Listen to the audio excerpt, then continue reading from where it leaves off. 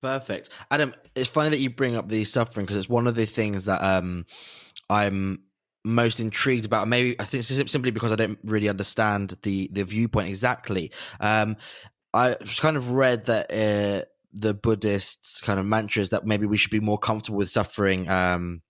And you comes that realization that in life we all will suffer at some point, and that maybe suffering is internalized to some extent. Is that correct? Yeah, exactly, Seb. I mean, there's a few different ways of understanding it. One is basically what Buddha said is in his famous teaching, the Four Noble Truths. He said you should know suffering, and what he meant is you should know that suffering will continue in life after life unless you do something about it in this life. Unless you start to become free of the causes of suffering, suffering will continue.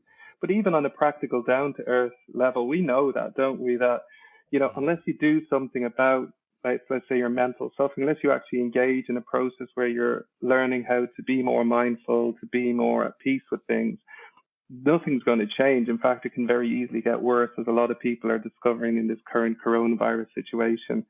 They're realizing how unprepared they were for this, not only physically, but also mentally, because a lot of people are struggling with this, and understandably so at the moment mentally. So what Buddha said is you should know suffering. And what he was saying is suffering will just continue life after life unless you do something about it in this life. But another aspect of that to understand is we should also know what suffering is. And there's a lot of confusion of what exactly is suffering. And so Buddha's definition of suffering, or the Buddhist understanding of suffering, suffering is just simply an unpleasant feeling in the mind. That's what suffering actually is.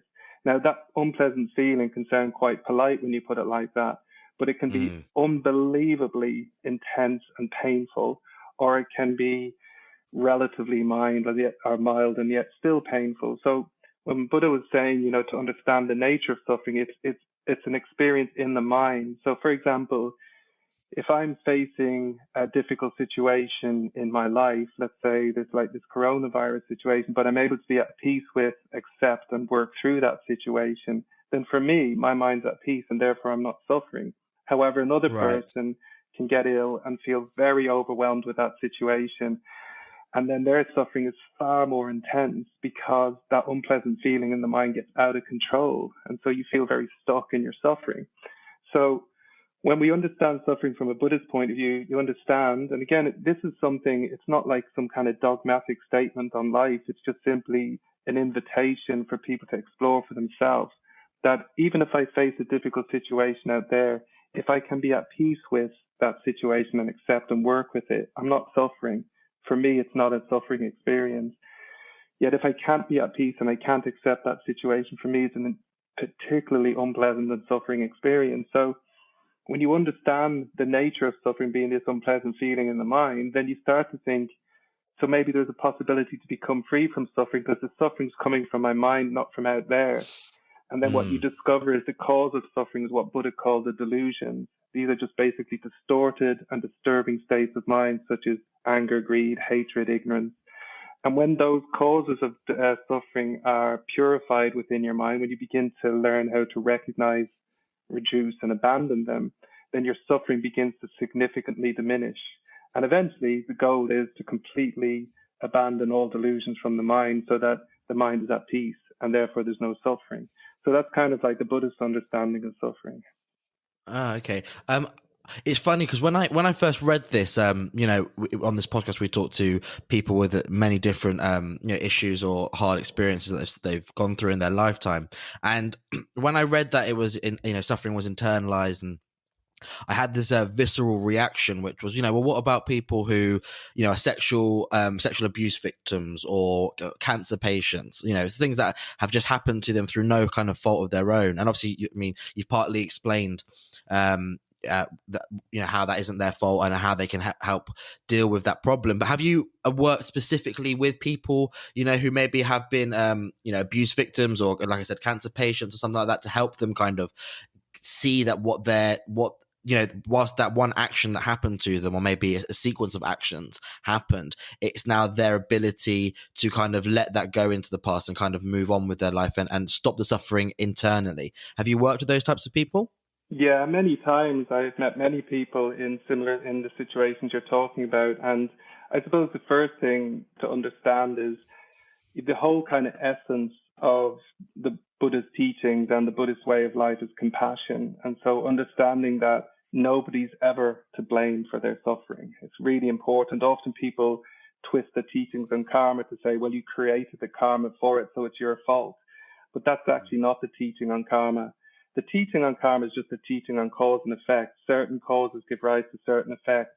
However, the teaching on karma is never a judgment of anyone. It's just saying this is how things happen. And that's why we can change if we understand um, a, a negative state of mind will create a negative effect at some point in your life. A positive state of mind will create a positive effect at some point in your life.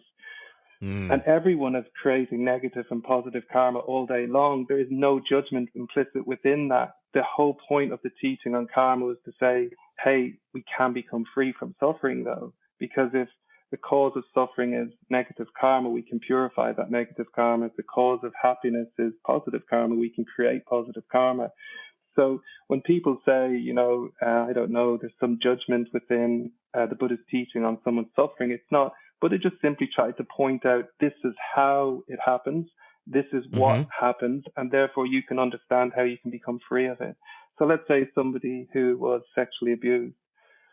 From a Buddhist point of view, we would never say that is anyone's fault ever. And that person, the suffering they experience in that moment or in that period of their life, that suffering at that time, from a Buddhist point of view, the worst suffering is the suffering that's coming from the mind and the torment of that particular experience. Now, for when somebody moves on from that particular period in their life, they still carry a lot of that suffering in their hearts. And so, what Mm. Buddhist meditation teaches you is to learn how to find some peace within your own heart, a refuge and a peaceful mind that enables you over time to begin to now explore that past and start to unpack it so that you can become free of it and free of the suffering of carrying those memories and those thoughts and those feelings for years and years and years. And Buddhist meditation is about healing that pain that you're carrying in your heart. And so there's no implicit judgment within it. Or somebody who's suffering from cancer, these things are all happening. That's the whole point. They're all happening anyway. But the dialogue I suppose we need to have in the world is, so what's the solution to it? So how does someone suffering from cancer learn to be at peace with the cancer they're experiencing? And so within Buddhist meditation, there's a lot of various different teachings and meditations that can help you to reduce the mental suffering so you can deal with the physical condition a lot better. And so we'd Mm. never say somebody's to blame for their cancer. This is just the nature, what Buddha calls samsara, which is suffering and problems are normal. And we know that anyway. We know suffering and Yeah. problems are normal because we don't know anybody who doesn't suffer and hasn't had problems. What Buddha really focused on is, if that's normal, is there a solution? Yes, there is, when you know that suffering is coming from the mind. And so the real suffering in a situation where you're riddled with cancer is the complete feeling of overwhelm of that situation.